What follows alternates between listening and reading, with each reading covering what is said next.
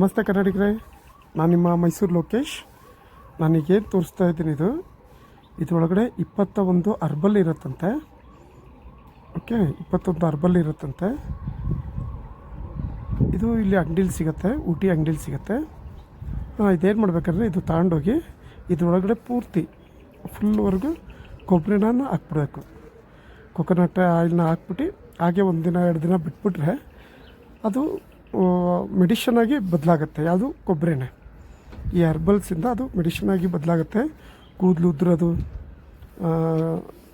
ಗ್ರೋತಿಗೆ ಮತ್ತು ಶೈನಿಂಗಿಗೆ,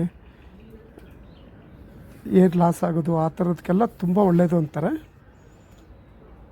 ಇಲ್ಲಿ ಊಟಿಲಿ ಸುಮಾರು ಕಡೆ ಸಿಗತ್ತೆ, ಇದು ತುಂಬ ಫೇಮಸ್ ಅಂತಾರೆ. ನೋಡಿ ಈ ಥರ ಇರುತ್ತೆ. ಇವ್ರು ಬರೀ ಗಿಡ ಮೂಲಿಕೆಗಳನ್ನು ಹಾಕಿ ರೆಡಿ ಮಾಡಿಟ್ಟಿರ್ತಾರೆ. ನಾವುಗಳು ತಗೊಂಡೋಗಿ ಅದನ್ನು ಫುಲ್ ಫಿಲಪ್ ಮಾಡಬೇಕು. ಕೊಬ್ಬರಿನೇ ಮಾಡಿಬಿಟ್ಟು 1-2 ದಿನ ಬಿಟ್ಬಿಟ್ಟು ತದನಂತರ ಅದು ನಾರ್ಮಲ್ ಹೇಗೆ ಯೂಸ್ ಮಾಡ್ತೀವಿ ಆ ಥರ ಯೂಸ್ ಮಾಡ್ಬೋದಂತೆ. ಯೂಸ್ ಮಾಡೋದ್ರಿಂದ ತುಂಬ ಒಳ್ಳೆಯದಾಗುತ್ತೆ ಅಂತಾರೆ.